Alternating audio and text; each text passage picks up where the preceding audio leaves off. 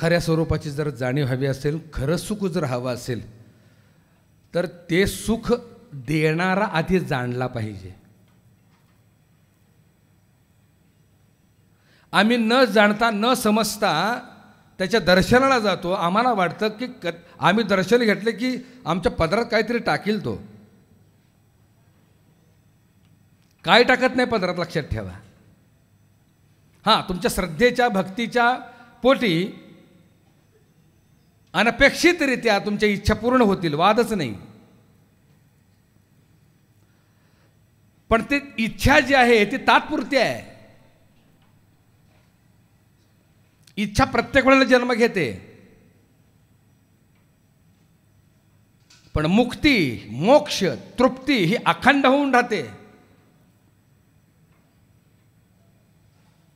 आज श्रीखंडपुरी खायची इच्छा झाली, ती पूर्ण होईल. पुन्हा होणार नाही असं आहे का? होणार आहे. पुन्हा श्रीखंडपुरीची अपेक्षा करणार आहे तुम्ही आम्ही. तसं देवळात जाऊन देवाच्या पाया पडतो, इच्छा व्यक्त करतो, तृप्ती होते, देव देतोयच. हो, होय भक्ती केला तैसा पुरवी धरावी तीचा, तो देतोय. पण पुन्हा इच्छा निर्माण होण्यात काहीच अर्थ नाही. भूमिका समजून घ्या. आणि परमार्थामध्ये खऱ्या अर्थानं इच्छा संपवण्याचं कार्य कोण करतं? सद्गुरू करत असतात. आम्ही देवाकडे जातो, इच्छा व्यक्त करतो, देवाला काय बोलता येत नाही म्हणून पुन्हा इच्छा व्यक्त करत असतो. पण सद्गुरू एकच काम करतात, इच्छाने वासनाच मावळून टाकतात. जिथे इच्छा संपते, वासना संपते, तिथे दुःखही संपतं, उरतं ते शाश्वत सुख.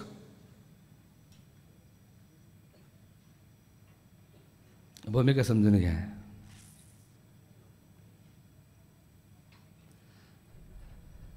इच्छेत परमार्थामधली आणखीन एक गोष्ट सांगतो.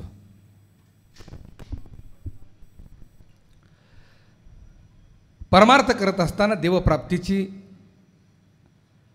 इच्छा व्यक्त करत असताना सद्गुरू तुम्हाला सांगतात, बघा, देव भेटीची इच्छा सुद्धा घातक आहे. दैनंदिन प्रापंचिक जीवनामध्ये इच्छा म्हणलं की अपेक्षा आल्या. म्हणले देव भेटीची इच्छा आम्ही करतोय, काय वाईट आहे का? ते वाईट आहे, चुकीची आहे. देव भेटीची इच्छा सुद्धा करू नये. इच्छा मावळली पाहिजे. तुम्हाला देव भेटीची इच्छा झाली, देव भेटला, पुन्हा काय करणार? परमार्थामध्ये महत्त्वाची गोष्ट लक्षात ठेवा, देव भेटणं, अशी अवस्था प्राप्त होणं की आनंद सागरात प्रेमे बुडीत दिली, लाभले सौख्य मोठे नये बोलता बोली, श्री गुरुचेनी संग्याईसी आरती केली, निवृत्ती आनंदात जेथे वृत्ती निमाली, आणि ते सुख काय सांगू. पण कधी अनैच्छिक ज्या वेळेला देवावर आम्ही प्रेम करू, त्यावेळेला ही अवस्था प्राप्त होते. इच्छा ठेवून देवाकडे गेलो, देवा तू भेट रे बाबा, नाही उपयोग.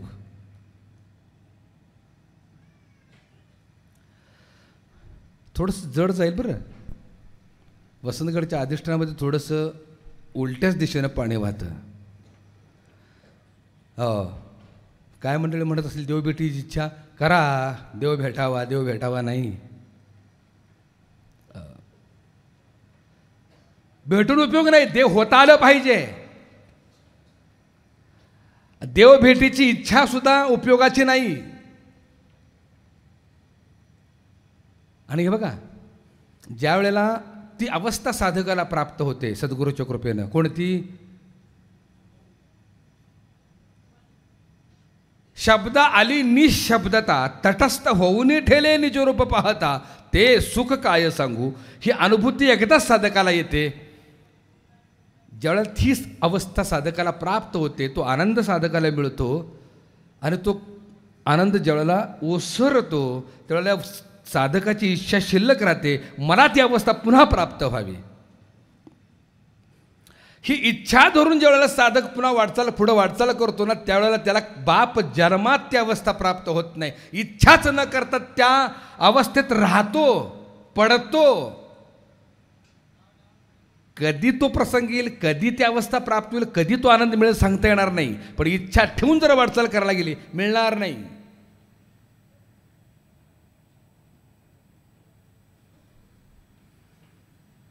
एक सरोवर होतं.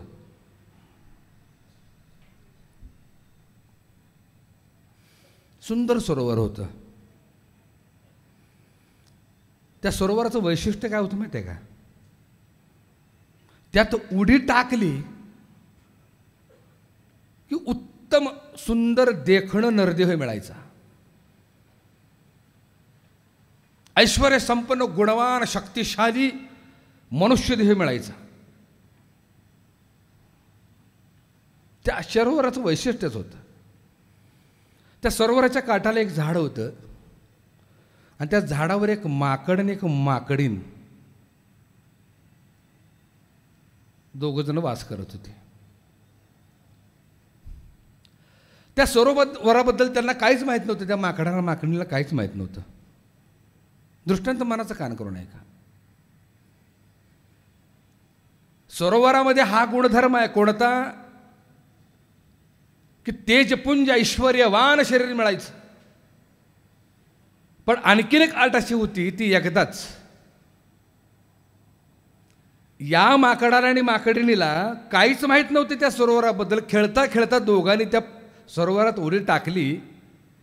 हो, आणि सरोवरातून बाहेर आल्याबरोबर पाहतात तो एक तेजपुंज देखणं राजबिंड ऐश्वर्यवान शरीर मिळालं. मनुष्य देहात ती आली. दोघंही आनंदी झाले. हो, ती माकडीन देखणी स्त्री झाली. हो, आणि हा राजबिंडा पुरुष झाला. ही दोघं सरोवराच्या काठाला आली, पुन्हा झाडावर चढली. हो, त्या माकडाला वाटलं मी माकडाचा माणूस झालोय, अजून एकदा उडी टाकतो. हो, म्हणजे मी माणसाचा देव होईन.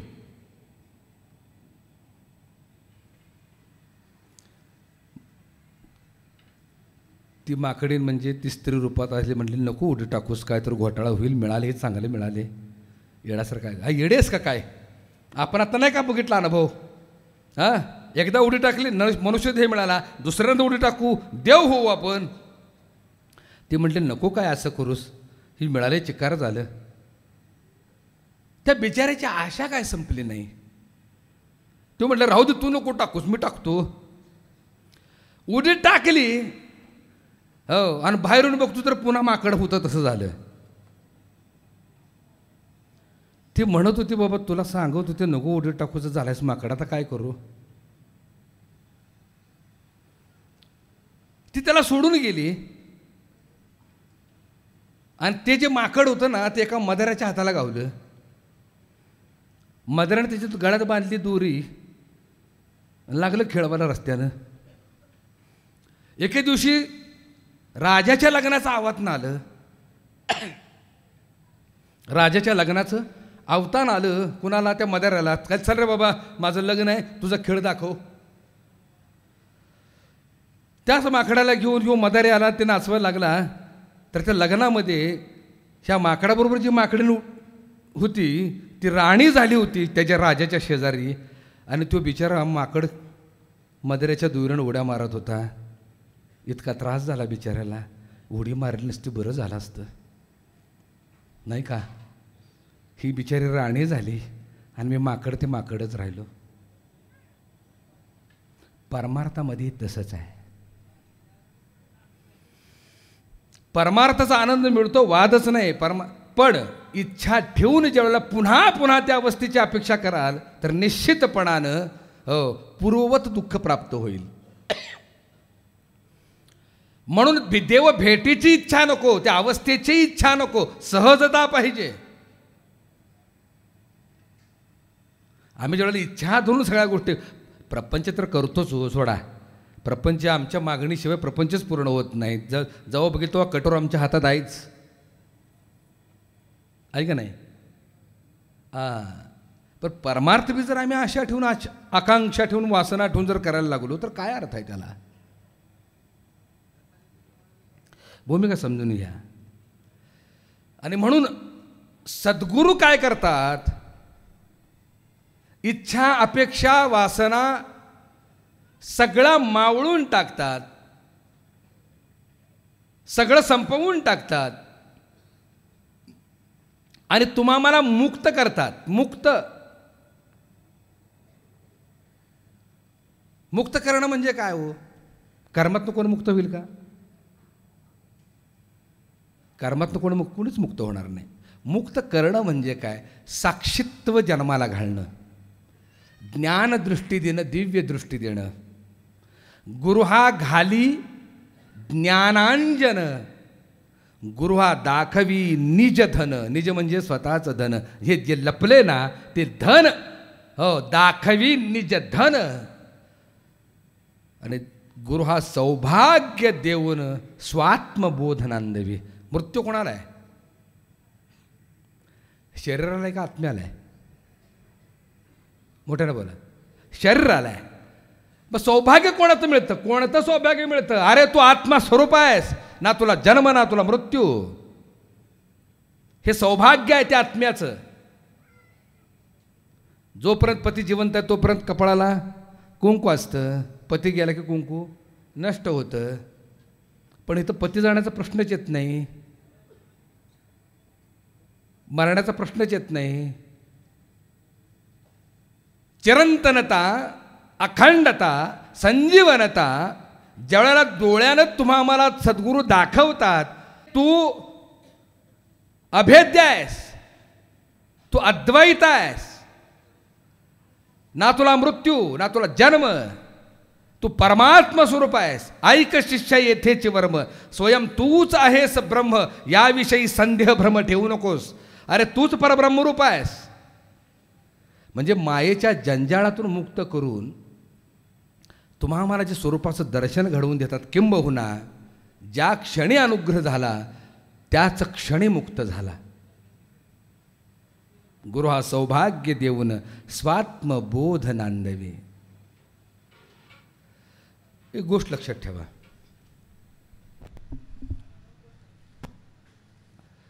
सद्गुरू देहाभिमान काढून घेतात, सद्गुरू अहंकार काढून घेतात. काढून घेतात म्हणजे काय? काढून घेतात म्हणजे काय? दाखवतात हे तुझं स्वरूप, हां, आणि हे तुझ्या स्वरूपावर आलेलं हे आवरण आहे, त्याचं नाव आहे अहंकार. पंढरपुरात छान विषय झाला. काय मंडळी नव्हती पंढरपुरात असून सुद्धा, असो काय त्याला पर्याय नाही. अहम तत्व तुम्ही आम्ही अंगीकारले.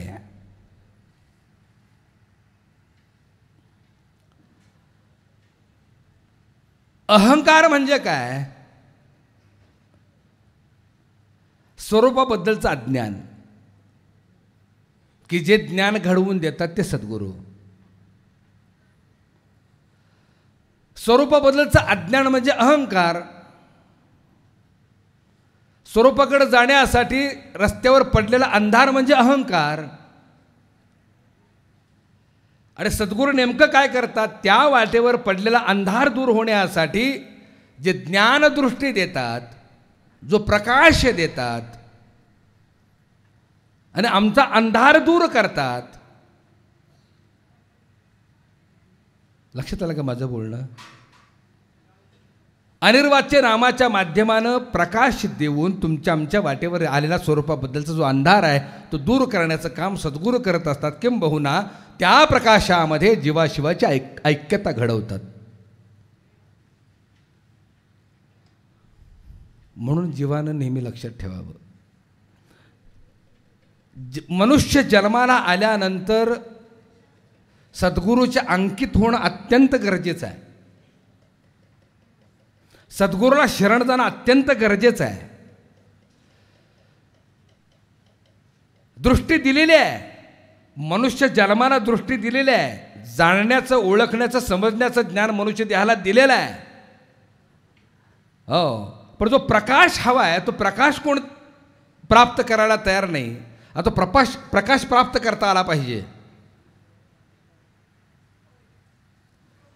सद्गुरूच एकमेव व्यक्ती असे आहेत हो की दिव्य दृष्टी देतात, तो प्रकाश देतात, ती ज्ञानदृष्टी देतात.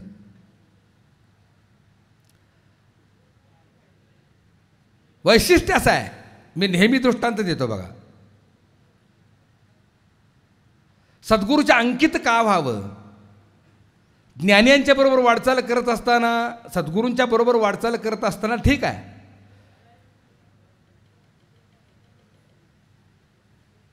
एकाच्या हातात बॅटरी होती आणि दुसरा त्याच्याबरोबर चालला होता. दोघं जण निघालेत, वाट अंधाराची आहे, पूर्ण अंधार आहे. दोघं वाटचाल करतायत. ज्याच्या हातात बॅटरी आहे त्यालाही तेवढंच दिसतंय की ज्याच्या हातात बॅटरी नाही.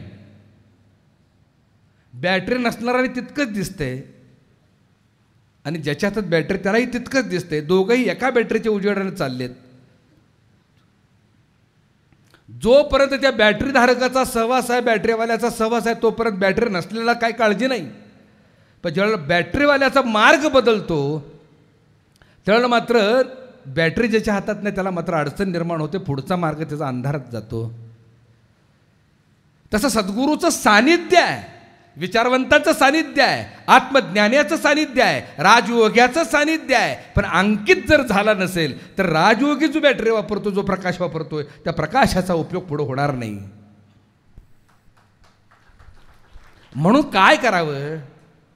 जनार्दन महाराजांसारखे, जनार्दन बाबांसारखे या कलियुगामध्ये हो बॅटरीधारक लाभले. ज्यांनी ज्यांनी ती बॅटरी प्राप्त केली अनुग्रहाच्या माध्यमातून त्याला चिंता नाही, पण नुसतं सानिध्य लाभलं. पण बाबा गेल्यानंतर मात्र हाय तोबा करायची वेळ आली, उपयोग काय? म्हणून अनुग्रहाच्या माध्यमानं स्वयंप्रकाशित होणं अत्यंत गरजेचं आहे. म्हणजे आध्यात्मिक आणि परमार्थिक वाटचाल करत असताना कोणतीच अडचण येणार नाही. माझं बोलणं कळते का? बोलणं कळते का? समजून घ्या. आता महत्त्वाचा विषय असा आहे की अनुग्रह घेतला म्हणजे आमची जबाबदारी संपली असं नाही. अनुग्रहाच्या माध्यमानं बॅटरी मिळते, अनुग्रहाच्या माध्यमानं मार्ग चोखाळता येतो, लक्षात येतो. वाटचाल तुम्हा आम्हाला करायची आहे. कृष्णादा काय झाले, आम्ही असं वाटतं आम्हाला की अनुग्रह घेतला म्हणजे आमचं काम झालं. भ्रमातनं बाहेर आहे बरं. आजकाल गुरु करणं म्हणजे जबाबदारीतनं मोकळं होणं असं झालेलं आहे.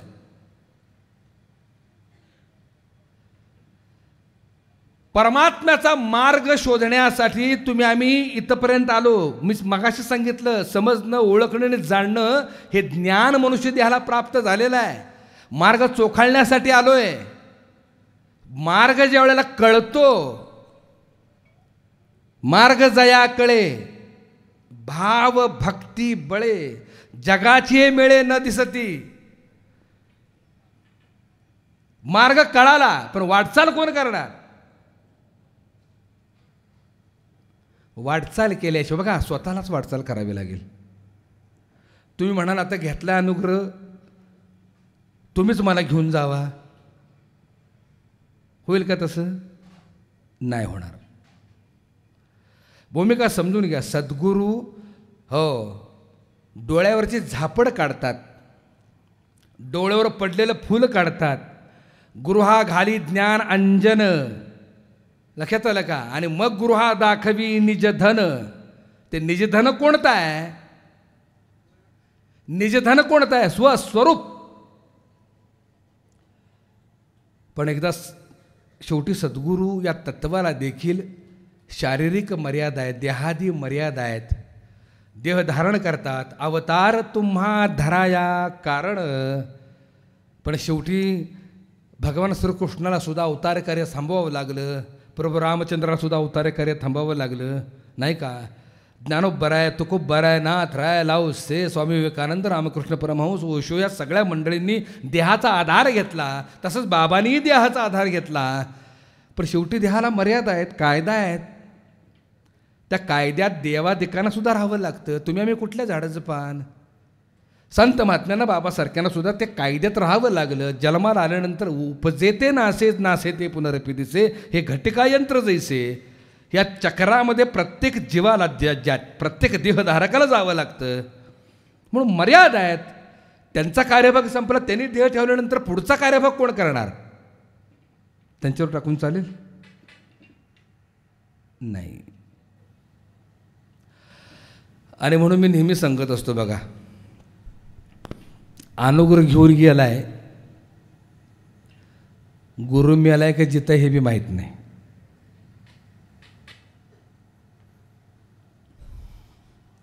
सानिध्य पाहिजे, संपर्क पाहिजे. हे बघा, हे जे नित्यनेम घालून दिलेत ना, पंढरीची वारी असेल, गुरुपौर्णिमा असेल, पुण्यतिथी असेल, प्रत्येक पौर्णिमा असेल, हे जे नियम का घालून दिलेत माहिती आहे का? सद्गुरूचं सानिध्य सतत असावं. आमच्या साधनेत येणाऱ्या ज्या अडचणी, त्या अडचणीवर मात करण्यासाठी, किंबहुना त्या अडचणी समजून घेण्यासाठी सद्गुरूच्या सानिध्याची नितांत गरज आहे. म्हणून हे नियम घालून दिलेले आहेत. आम्हाला कुठं कळते? शेत पेरिले आणि उगविले, निघे विणं वाया गेले, तैसे साधने विणं झाले साधकाशी. साधनाच आहे.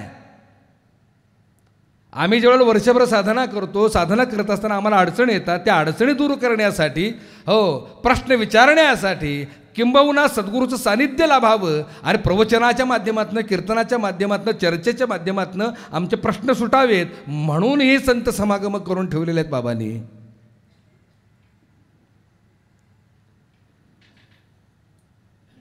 समर्थाने गोड प्रमाणे दिले. शेत पेरेने उगविले, आणि त्याचीच अगदी खालच्या भाषेत बाबाने लय भारी शब्द वापरलाय. पिरून आला आणि काढायलाच गेलाय. नाही का संजय महाराज? पिरून आलाय आणि काढायलाच गेला. शेतात बीज पिरून आलाय आणि डायरेक्ट येळा घेऊन काढायलाच गेला. मिळेल का ह्याच्या बाला?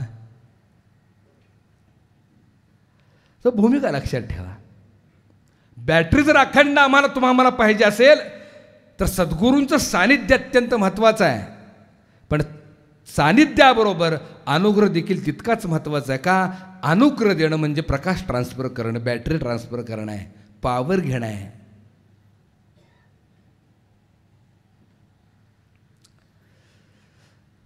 सद्गुरू इंजिनचं काम करत असतात. विहिरीत पाणी आहेच हो, पण ह्या विहिरीतलं पाणी बाहेर पडण्यासाठी पूर्वी पंप असायचे. ते बाहेरचं पाणी ओतल्याशिवाय ते आतलं पाणी बाहेर यायचं नाही. बाहेरचं पाणी म्हणजे परमात्मा आहे. त्या पाण्याची लिंक जोपर्यंत आतल्या पाण्याला देत नाही तोपर्यंत आतलं पाणी परमात्म्यारूपी पाण्याला जाऊन मिळणार नाही. नाथांच्या घराची उलटी खोणं, पाण्याला मोठी लागली तहान, आजिम्या नवल देखील, आणि वळचणीचे पाणी आड्याला लागले. वळचणीचं पाणी हे विहिरीतलं पाणी आहे. लक्षात आलं का? आड्यातलं पाणी हे परमात्मरूपी पाणी आहे. त्या दोन्ही पाण्याची गाठभेट झाली, आपलं काम संपलं. आणि ते पाण्याला पाणी मिळवून देण्याचं काम, वीज कनेक्शन जोडून देण्याचं काम कोण करतं? सद्गुरू करत असतात. एकदा कनेक्शन जोडून घेतल्यानं चिंता नाही, जोडून घ्या, कनेक्शन जोडून घ्या. अलग लक्षात. हां, आता हे एक दुर्दैव असं आहे, कनेक्शन जोडून देणारा, विजेचं कनेक्शन जोडून देणारा, वेल एज्युकेटेड परंपरागत चालत आलेला वायरमॅन या युगात मिळणं दुरापास्त झालेलं आहे. खूप अवघड झालेलं आहे. अलीकडं दुकानं मांडलेत पण कनेक्शन जोडायचं माहीत नाही. आणि आमची परिस्थिती इतकी बिकट झालेली आहे, काय भुलडा सिवरले रंगा. आम्ही भुललोय, अक्षरशः भुललोय.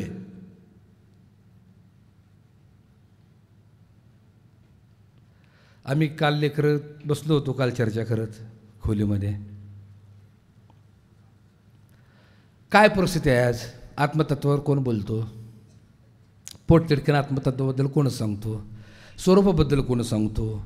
समाधानाबद्दल कोण सांगतो? त्या आनंदाबद्दल कोण सांगतो? काय आहे आनंद सागर? काय आहे परमात्मा? काय आहे? आसक्तीपासून दूर करणार कोण आहे? अलीकडं बरेच गुरु आहेत. ते गुरु पैसे कसे मिळवायचे शिकवतात. गुरु मान सन्मान कसा मिळवावा शिकवतात, नाही का? शेजाऱ्यापेक्षा आपण कसं श्रीमंत व्हावं शिकवतात. राजकारण कसं करावं हे शिकवतात. म्हणजे आम्हाला ह्या सगळ्या गोष्टी सांगून दुःखाच्या खाईत लोटतात. पण त्या दुःखापासून मुक्त होणं हे सगळ्या गोष्टी काय आहेत? ह्या दुःखाला निमंत्रण आहेत सगळ्या गोष्टी. तुम्ही मोठेपणा कसा मिळावा हे जर शिकवत असाल तर सगळेजण मोठेपणा मिळवायला जाणार आहेत. परमार्थ तुम्हाला हारायला शिकवतोय. हारल्याशिवाय आम्हाला पुढे जाता येत नाही. एक गोष्ट लक्षात ठेवा, परमार्थ म्हणजे कुणाशी संपर्क करायचा आहे? त्या अव्यक्ताशी, त्या बलाढ्याशी. त्याच्याबरोबर जर युद्ध करायला गेलो आम्ही, युद्ध करून जर त्याला प्राप्त करायला गेलो तर तो होईल का प्राप्त? कुणावर युद्ध करतोय? कुणाबरोबर?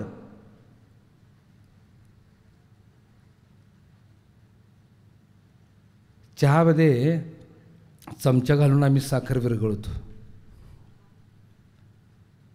माझं बोलणं कळते का? चहाच्या कपात आम्ही चमचा घालून फिरवत असतो. अलीकडचा तकाला तो परमार्थ आहे ना, तर चहातला परमार्थ आहे. आणि ते बाबांसारखे जे समजून सांगतात ना, तो समुद्र आहे. कपातला चहा आम्ही चमच्याने फिरवू, समुद्र कशाने ढवळणार आहे? माझं बोलणं कळते का? लक्षात ठेवा. का टिटिंबू चाचेवरी मापुसे सागरी तैसा नेणोतावधारी प्रवृत्ती येत. टिटवीच्या चोचीनं सागराचं माप निघू शकत नाही. मी नेहमी उदाहरण देतो, ज्ञानोबा माऊलींचंच गोड प्रमाण आहे. समुद्राच्या किनारी टिटवीची पिल्लं पाणी पिण्यासाठी आली. समुद्राची लाट आली आणि ती पिल्लं आत घेऊन गेली समुद्रात. त्या पिल्लाच्या आईला राग आला टिटवीला. तिनं कंबरच कसली, म्हणजे माझी पिल्लं ह्या समुद्रानं गिळली, आता या समुद्रात एक थेंब ठेवत नाही. कल्पना कशी वाटते? पण चोचीनं समुद्र उपसेल का? चहातल्या चमच्यानं समुद्र ढवळता येईल? तसं अलीकडं प्रापंचिक गोष्टी सांगून, टिंगलटवाळ्या करून, विनोद वगैरे सांगून, पैसा कसा मिळवावा, मान सन्मान कसा मिळवावा, हे कसं करावं, हे कसं करावं, प्रपंच कसा करावा, संसार कसा करावा, नाही का? ह्या क्षुल्लक आणि फालतू गोष्टी सांगून चहातला चमचा ढवळायचा चालला आहे. उपयोग नाही.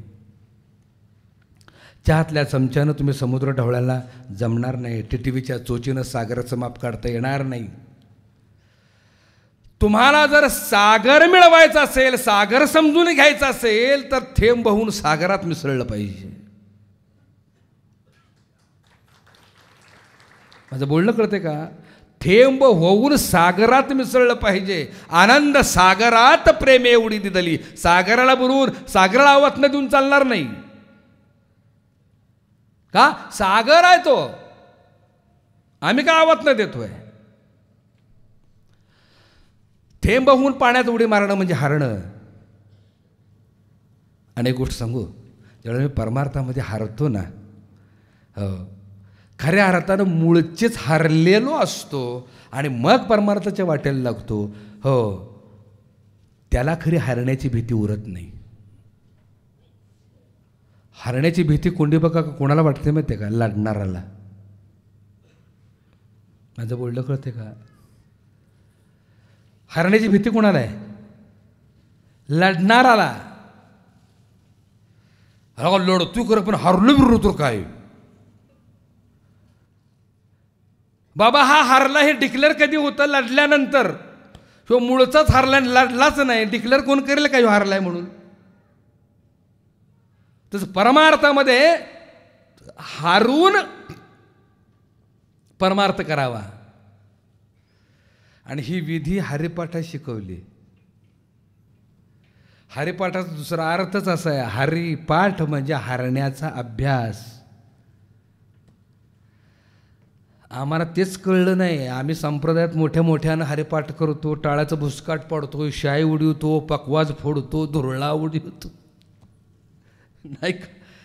हो, काय सांगायचं ते हरिपाठावर हरिपाठावर हरिपाठ. आणि चुकून नाचता नाचता शेजाऱ्याचा पाय किंवा काय जरी अडचण निर्माण झाली तिथंच भांडणं, गचुरू धरण टाळा हान.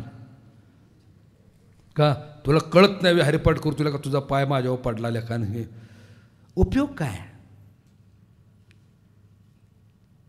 हरिपाठ म्हणजे टाळाचं भुसकाट पाडणं नव्हे, 28 अभंग पाठ करणं नव्हे. पाठ करण्यासाठी माऊलीने हरिपाठ लिहिलेलं नाही.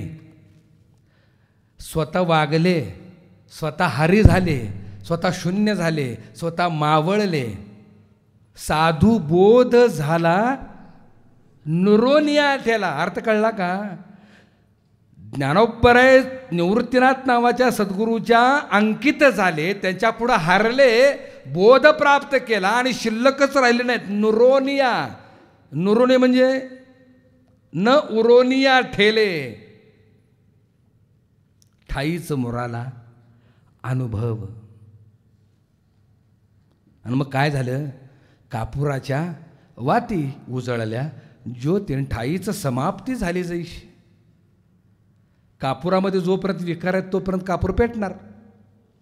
विकार संपले, कापूर संपला, अग्नीही संपतो. कळला का अर्थ? तसं कापूर म्हणजे हा देह आहे. जोपर्यंत त्या देहात विकार आहेत तोपर्यंत हा देह पेटत राहणार. पेटला, विकार संपले की देह देह राहत नाही, देव देव राहत नाही, देव आणि देह एकरूप होतात. त्या अवस्थेला वैकुंठ म्हणतात. लक्षात ठेवा, त्याला म्हणतात सहजता.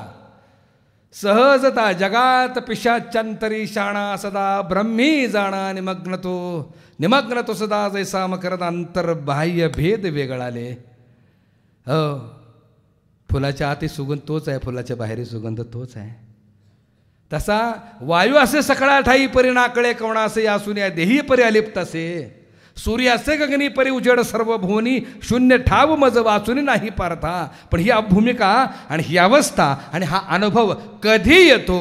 अनन्यतेनं शरण गेल्यानंतर, अनन्यतेनं मावळल्यानंतर हा अनुभव येतो.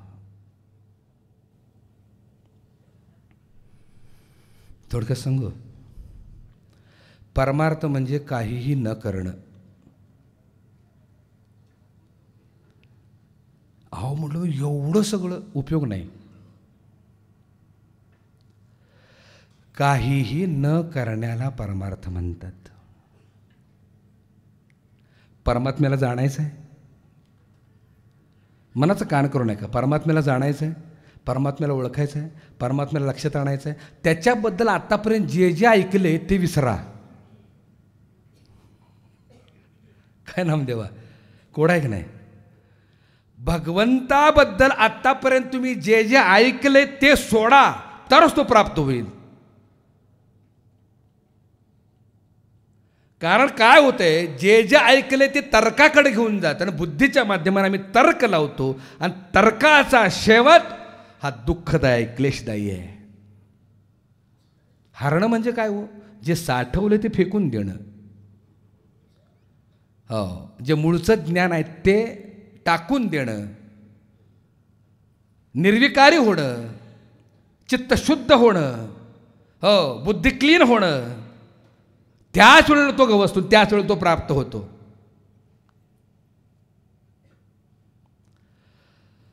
रमण महर्षींच्याकडे एक जण गेला, म्हणले मला परमात्म्याबद्दलचं ज्ञान पाहिजे. हो म्हणले, सगळी पुस्तकं वाचली, सगळं चाललं म्हणले, आणि कुणीतरी बुजुर्गांनी सांगितले गुरुशिवाय पर्याय नाही, म्हणून तुमच्याकडे आलो, मला परमात्म्याबद्दलचं ज्ञान पाहिजे. रमण महर्षी म्हणले, रस्ता चुकलाय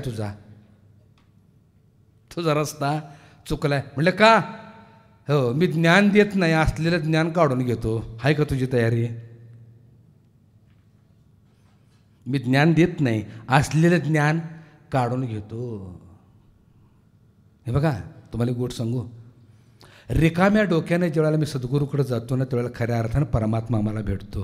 पण भरलेल्या मेंदून, भरलेल्या बुद्धीने ज्यावेळेला मी जातो ना, बाप जन्मात देव भेटत नाही. म्हणून रिकाम्या डोक्यानं सद्गुरूला शरण जावं. रिकाम्या डोक्यानं जाणं म्हणजे ज्ञानविरहित. ज्ञान गिळोनी गावा गोविंदुगा. अनुग्रह घ्यायचा आहे, देवाबद्दल जेवढी माहिती आहे ती बाहेर टाक. पाटी क्लीन पाहिजे, हां, तरच पेन्सिल ठळक उठणार आहे, नाहीतर उठणार नाही. लक्षात ठेवा. यालाच म्हणतात हरणं. मी काहीच नाही. बघा, लढायला कोण जातो माहिती आहे का? लढायला कोण जातो? ज्ञानी. ज्याच्याजवळ आहे ना, थोडं का होईना पण आहे ना. बघा, चालता बोलता उठता बसता लढत असतात, सतत वाद घालत असतं. त्याला वाटतं माझ्यासारखा ज्ञानी कोणी माझं ऐकून घ्यावं, माझं ऐकून घ्यावं. आम्ही बसलो होतो काल, अशी भेटली. हो, अंकुश कन्या होती, पायल होती, नाही का, स्वरा होती, आम्ही सगळे बसलो होतो. अंकुशची मुलगी म्हणाली राधिका की लय ताप देते तू, आमचं म्हणणंच खोडून टाकतात, लय सांगायला जातात ते. मी त्याला एकच सांगितलं, हो, फक्त ऐकून घ्यायचं आणि स्मित हास्य करायचं. बडबडून द्यायचं. आपली खोलीच कळून द्यायची नाही. आपण किती खोल आहे कळूनच द्यायचं नाही. कारण समोरचं बडबडतं याचा अर्थ ते उथळ पाणी आहे, आणि उथळ पाण्याला खळखळाट फार नाही का. आपण इतकं शांत राहायचं, पुढचं घाबरलंच पाहिजे. अरे तळच घावना झालं आहे, काय रिप्लायच नाही, काय रिस्पॉन्सच नाही. हो, बडबडते निघून जाते. शांत राहणं सगळ्यात मोठं शस्त्र आहे, लक्षात ठेवा. शांत राहणं सगळ्यात मोठं शस्त्र आहे. आलं का लक्षात? ही अशी किती बी लढाई आली का, बघा, ही लढतात कशानं? फाजील आत्मविश्वासामुळं. ही लढतात का? फाजील ज्ञानामुळं. ही लढतात का? अतिशोक्तीमुळं. पण ह्यांना हे माहीत नाही, एक दिवस, हो, हीच शांत आहेत ना, ह्यांची शांतीच एक दिवस पलटणार आहे आपल्यावर. एक गोष्ट सांगतो, म्हणजे याचा अर्थ तर तुम्हाला व्यवस्थित कळेल.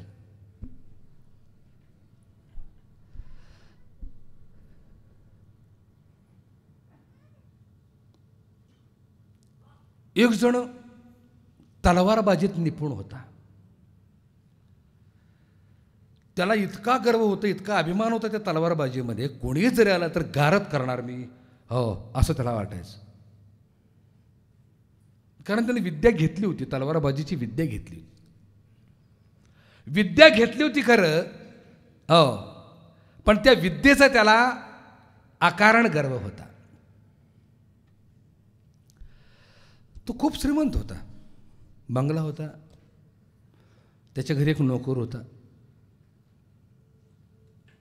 नोकर प्रामाणिक होता. आता शेवटी तो नोकरच नाही का. मालकापुढं कसं मोठं व्हायचं? तो विनम्र होता, शांत होता, आडाणी होता, बुद्धू होता. हे मी सांगतो. ह्याला काय ती राजा, त्या मालकाला काय ती विद्या ग बसू दिना.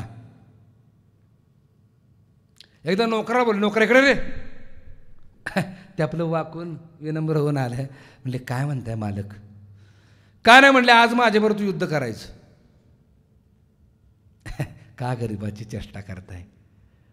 मला काय येते हो, मला सरळ तलवार बी धरायला येत नाही, आणि तुम्ही कशाला माझी चेष्टा मस्करी करताय? गरीब आहे, जाऊ द्या, अजिबात चालणार नाही.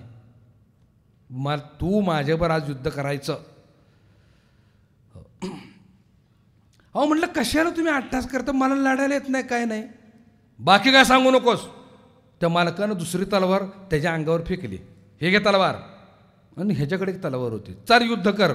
आओ म्हणला, काय कशी धरू सांगा आधी, मला माहीत नाही, जर लढला नस तर तुला मरावं लागेल, तुला संपवणार मी इथं.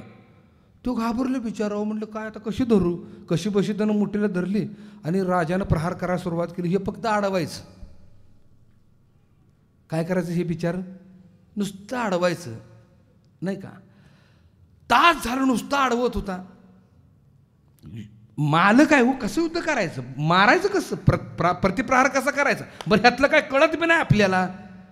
डाव चुकला पिकला तर जीवावर यायचं, म्हणून ते बिचार ते अडवायचं तुमच्या पायापडून. नका किंवा मारू, आहो मारू नका की, आहो मारू नका की. तास झालं राजा काय ऐकायलाच तयार नाही. हे म्हणलेलं का असं बी मारायचं आणि तसं बी मारायचं, त्याच्या मारे जाऊ दे, काय होईल ते होईल. हो, राग राग निस निस त्या अडाण्यानं घर घर घर घर तलवार फिरवली. हो, टांगत पाय घातला, त्या मालकाला पाडला आडवा, नारड्यावर तलवार ठेवली. तो जो मालक होता ना, फाजील आत्मविश्वासात गेला. त्याचा फाजील आत्मविश्वास, ओव्हर कॉन्फिडन्स नडला त्याला आणि हारलेल्यांकडून हार प्राप्त करावी लागली. मला सांगायचं एकच, तुमच्याजवळ जर विनम्रता असेल, तुमच्याजवळ हार असेल, तुमच्याजवळ जर शरणागत असेल, हो, तर अशा बुद्धिजीवींना सुद्धा आपण हाणून पाडू शकतो. फक्त एक गोष्ट असावी, शरणागत असावी आपल्याजवळ. का, हार ही प्रचंड मोठी शक्ती आहे. आणि म्हणून परमात्म्याबद्दलचं ज्ञान असून उपयोग नाही. लक्षात आलं का. शून्यता पाहिजे, मावळता पाहिजे, अनन्यता पाहिजे, श्रद्धा पाहिजे, निष्ठा पाहिजे, भाव पाहिजे, भक्ती पाहिजे. ज्ञानाचा उपयोग नाही. आणि होतं काय, नवल अहंकाराची गोठी विशेषण घ्या ज्ञानाच्या पाठी, ते झोंबे सज्ञानाच्या कंठी, नाना संकटी नाचवे. ज्ञानाचा अहंकार हा हो जाळत असतो त्या ज्ञानी याला. लक्षात ठेवा. आणि म्हणून शून्य होणं अत्यंत महत्त्वाचं आहे, मावळणं अत्यंत महत्त्वाचं आहे. भूमिका समजून घ्या. अलग लक्षात. आणि अहंकार जाता जाता सांगतो, अहंकार म्हणजे नेमकं काय. अहंकाराचं अस्तित्व काहीच नाही बरं. अहंकार म्हणजे एक धूळ आहे, एक कण आहे. तो जर कण डोळ्यात गेला तर हिमालयासारखा पर्वत सुद्धा दिसत नाही. का, त्या कण डोळ्यात गेलेला आहे, त्यामुळे डोळ्याची आग झालेली आहे. हिमालयासारखा मोठा पर्वतही त्या कणापुढं दिसत नाही. तसा व्यापक परमात्मा आजूबाजूला भरून उरलेला तो दिसत नाही. का, अहंकार नावाचं कण आमच्या डोळ्यात गेलेलं आहे. अहंकार नावाची झापड, अहंकार नावाचं फूल आमच्या डोळ्याला पडलेलं आहे. आणि ते अहंकार नावाचं फुल काढण्याचं काम कोण करतं, ते सद्गुरू करतात. गुरु हा घाली ज्ञानांजन. हा दृष्टांत बाबांचा जो आहे तो माहीतच आहे प्रत्येकाला, डॉक्टरचा नाही का, पुन्हा पुन्हा सांगायची गरज नाही. लक्षात ठेवा. गुरु हा घाली ज्ञानांजन, गुरु हा दाखवी निज धन, गुरु हा सौभाग्य देऊन स्वात्मबोध नांदवी. स्वात्मबोध नांदवी, गुरु हा सुखाचा सागर.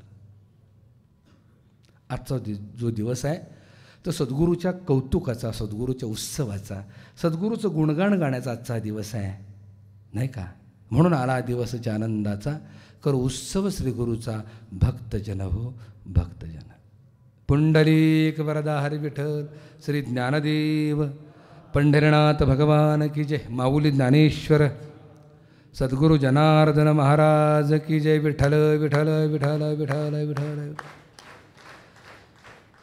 आता सद्गुरूंची पाद्यपूजा होईल. पाद्यपूजा झाल्यानंतर आरती होईल आणि आरती झाल्यानंतर प्रसाद घ्यायचा आणि तदनंतर लगेच कीर्तन होईल. कीर्तनानंतर अनुग्रहाचा कार्यक्रम होणार आहे. रामकृष्ण हरी.